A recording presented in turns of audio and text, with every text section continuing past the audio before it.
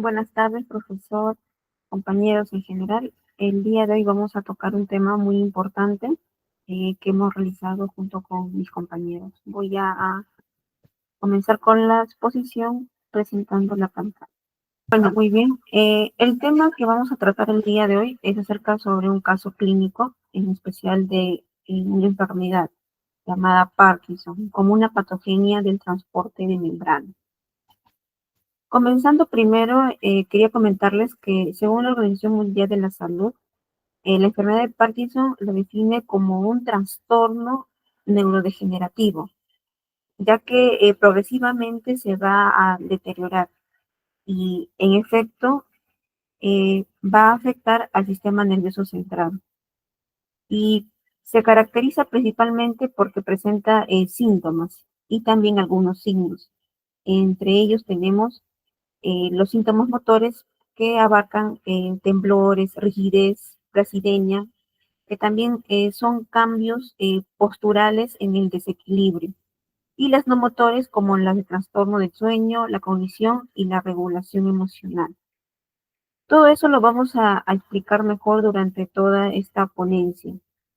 También comentarles que según la Organización Mundial de la Salud, en el 2016 se registraron 6.1 millones de casos y se cree que este valor se duplicará para el 2050.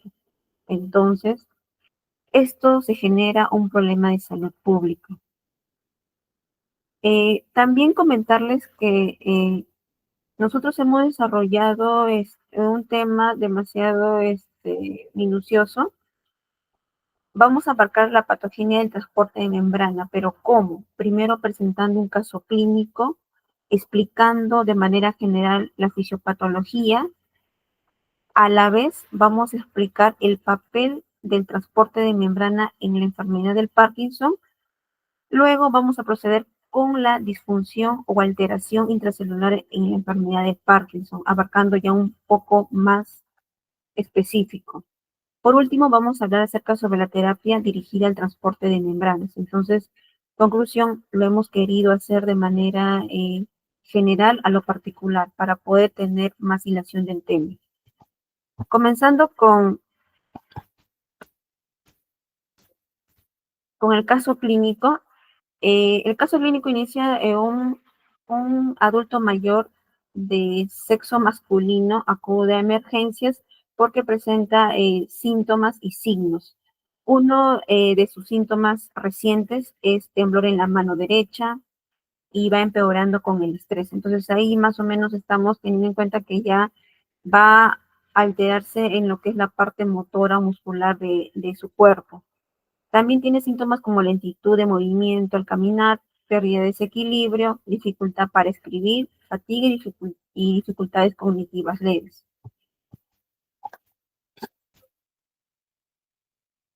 Justamente por eso es que hemos comenzado a hablar sobre la fisiopatología.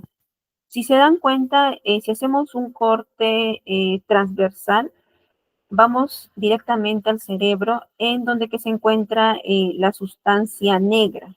La sustancia negra se encuentra en la parte ventral del mesencéfalo. Como ven en la imagen, lo normal es que la sustancia negra esté acumulada encima de lo que es el mesencéfalo con una cantidad moderada. Pero en los pacientes con una enfermedad de Parkinson no cuentan. Y si contaran con algún acúmulo de sustancia, sería muy escasa. En la siguiente imagen observamos una neurona presináptica, otra neurona postsináptica, ¿no? A la que se le llama neurona receptora. Entre ellas dos ocurre una comunicación intercelular, o también llamada células nerviosas que se comunican. Pero para que haya esta comunicación, ocurre una liberación de sustancias químicas, en este caso que lo realiza la célula emisora, en la cual secreta estas sustancias químicas llamadas neurotransmisores. Pero cabe recalcar que la sustancia negra, su función principal es liberar o secretar lo que es dopamina, en pocas palabras, producir esta hormona. Y esta hormona cumple una función importante en el cuerpo humano, ya que va a generar lo que son la parte sensitiva y motora en el cuerpo humano y lo que también interviene es en el estado de ánimo. Entonces, una disfuncionalidad en, en el neurotransmisor de dopamina genera esta enfermedad. Como observamos acá en la figura de la parte derecha, acá tenemos lo que son los neurotransmisores de dopamina. Lo normal es que haya este tipo de secreción, ¿no? En donde que secreta y genera lo que es la sinapsis junto con la membrana postsináptica. Pero en la siguiente imagen, como observamos, no hay no existe una hormona de dopamina, entonces por lo tanto no se va a generar esta sinapsis. Al no generarse esta sinapsis, va a disminuir la sustancia negra en el cerebro, específicamente en el mesencéfalo, y lo que va a ocurrir en este caso es la degeneración de neuronas dopaminérgicas, que es la característica principal de esta enfermedad. Por el otro lado, ocurre también una acumulación de cuerpos de Lewin. En este caso, siendo más específicos, son depósitos de proteína como eh, la alfa cicleína, que va a ocasionar la muerte celular.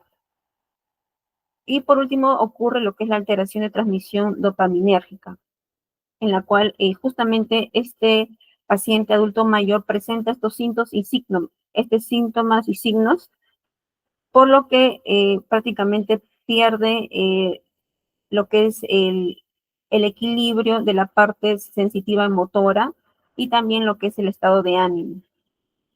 Si bien es cierto, se altera lo que es el sistema de neurotransmisor de dopamina, pero a la vez también se llega a alterar otros sistemas de neurotransmisores, como por ejemplo el colinérgico, el adrenérgico, etcétera. Entonces, para continuar, vamos a explicar con más detalle acerca sobre lo que es la transporte de membrana, siendo más específicos. Y bueno, y recalcar que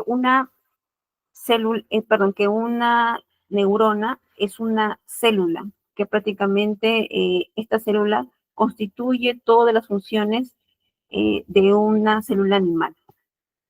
El transporte de la membrana forma un papel muy crucial en la enfermedad del Parkinson, ya que esta está relacionado con la disfunción de las neuronas de dopamina y la acumulación de proteínas mal plegadas como la alfa-sinucleína y el deterioro de la función sináptica. Las alteraciones en los mecanismos de tráfico vesicular, el transporte intracelular, afectan a la homeostasis neuronal, lo que contribuye a la muerte de forma progresiva neuronal. Algunos aspectos clave del transporte de la membrana en la enfermedad del Parkinson son la vía de los lisosomas y autofagia.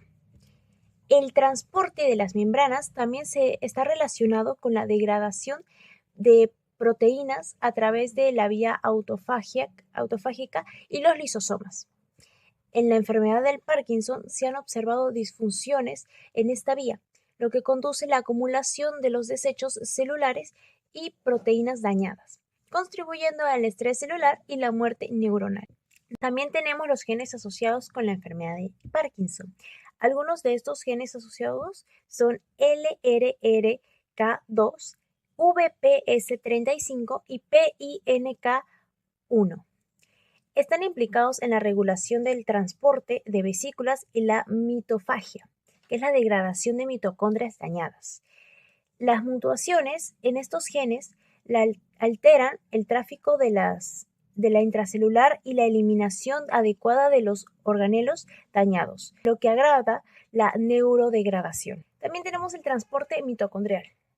Las neuronas dopaminérgicas dependen del transporte eficiente de las mitocondrias a lo largo de los axones para mantener la función energética. La disfunción en este proceso está asociada a mutaciones genéticas o acumulación de alfa-sinucleína que contribuye a la disfunción mitocondrial y el estrés oxidativo, que son características de las importantes de la enfermedad del Parkinson. La disfunción en este proceso está asociada con las mutaciones genéticas o acumulación del alfa-sinucleína que contribuye a la disfunción mitocondrial y el estrés oxidativo, que son características importantes de la enfermedad del Parkinson. Por último, tenemos la disfunción del alfa-sinucleína. El alfa-sinucleína es una proteína que participa en la regulación del tráfico vesicular de las neuronas en la enfermedad del Parkinson. Esta proteína se acumula en formación de agregados insolubles, cuerpos de Lewy, lo que interfiere en el transporte de las membranas, afectando la liberación de neurotransmisores como la dopamina. Con esto podemos indicar que el transporte de la membrana contribuye a los patógenos del Parkinson a través de la interrupción de la homeostasis celular, la acumulación de proteínas tóxicas y la disfunción mitocondrial, factores que juntos promueven la muerte de las neuronas dopaminérgicas. Continuando con la exposición, lo que les voy a hablar es sobre disfunción intracelular. Acá lo que primero tenemos que tener en cuenta es la proteostasis de la alfa-sinucleína. Esta es una proteína chaperona que va a estar involucrada en varias funciones celulares, como por ejemplo dinámica de vesículas sinápticas, función mitocondrial, tráfico intracelular, y su localización presináptica le va a conferir un rol importante en la transmisión sináptica. Va a adquirir propiedades neurotóxicas cuando, bajo condiciones fisiológicas, esta proteína se encuentra no plegada. Pero luego, en condiciones patológicas, ocurre un mal plegamiento de esta proteína, que estos monómeros forman oligómeros, posteriormente se forman protofibrillas pequeñas y finalmente se forman fibrillas grandes. Su degradación está mediado mediante dos sistemas, el sistema ubiquitin-proteasoma y el sistema de autofagia lisosómica. Este segundo, a su vez, podemos dividirlo en dos, en la macroautofagia y en la autofagia mediada por las chaperonas. En la macroautofagia se da una formación de autofagosomas y en la autofagia mediada por chaperonas se da cuando proteínas específicas se van a acoplar a proteínas específicas de los lisosomas, ¿no? Lo que sucede acá es que un aumento de la alfa-sinucleína citoplasmática va a inhibir a estos sistemas. De la misma forma, conforme avanza la edad, se ha determinado que ese principal factor de riesgo de esta patología va a conllevar una hipofunción de estos mismos sistemas, alterando la degradación de esta proteína. En cuanto a su propagación, una vez que se ha formado este agregador de alfa-sinucleína, este puede ser transportado intraaxonalmente, puede ser liberado al espacio extracelular y puede ser absorbido por las células vecinas. Una alteración en el sistema de autofagia lisosómico, una alteración del LAS, produce a que haya una mayor liberación de ese agregado al espacio extracelular, y la endocitosis es el factor clave por el cual ingresa este agregado a las neuronas vecinas. En cuanto a la disfunción mitocondrial, aumento del acúmulo intracelular de la alfa-sinucleína nos va a conllevar a una deficiencia de la cadena transportadora de electrones. ¿Por qué? Porque va a repercutir principalmente en el complejo 1 de la cadena transportadora de electrones. La dinámica mitocondrial implica el transporte de unidades de un área a otra, importante en estas células neuronales. Mitocondrias deben ser transportadas a terminales sinápticos y zonas de crecimiento activo, donde que van a mantener la energía y van a regular la homeostasis del calcio. El aumento de la concentración de alfa-sinucleína va a detener el tráfico mitocondrial, incluso antes de la degeneración axonal. La pérdida de este tráfico mitocondrial va a reducir la señalización axonal y de la misma forma la liberación de los neurotransmisores en los terminales sinápticos. Por otra parte, hay una alteración del clonamiento mitocondrial. Se ha indicado que las proteínas que van a determinar esto son codificadas por los genes PARC2 y PIC1, y también hay una alteración en la degradación de la proteína miro, que ambos van a confluir para que haya una mitofagia alterada o ineficiente. El estrés oxidativo sucede cuando las especies reactivas de oxígeno van a superar la actividad antioxidante. Indica también que las neuronas de la sustancia negra son vulnerables a estrés metabólico y oxidativo por esas tres razones que podemos ver acá.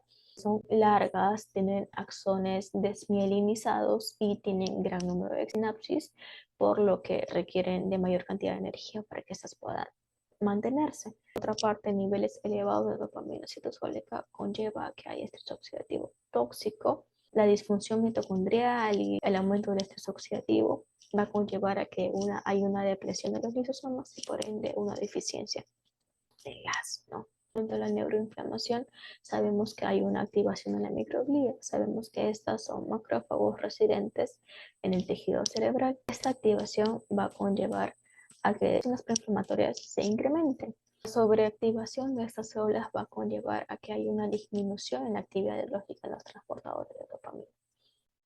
Entonces, como podemos ver en esta imagen, si bien la neuroinflamación no va a iniciar la patogenia, pero sí va a conllevar a su progresión. En esta oportunidad le voy a hablar sobre la terapia dirigida al transporte de la membrana en la enfermedad de Parkinson.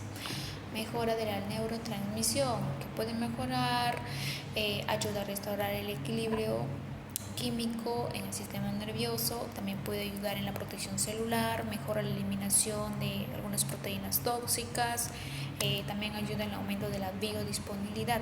¿Qué significa eso o en qué ayuda? Aunque mejora en el transporte de las membranas, que también puede facilitar la entrada de los medicamentos a las células. Y también reduce efectos secundarios de las pastillas, ¿no? ¿Y por qué es bueno centrarse en todo esto? ¿Por qué es bueno hablar de las terapias y todo eso? Es bueno centrarse en el transporte de la membrana porque podría ofrecer nuevas estrategias y así podemos tratar mejor a la enfermedad de Parkinson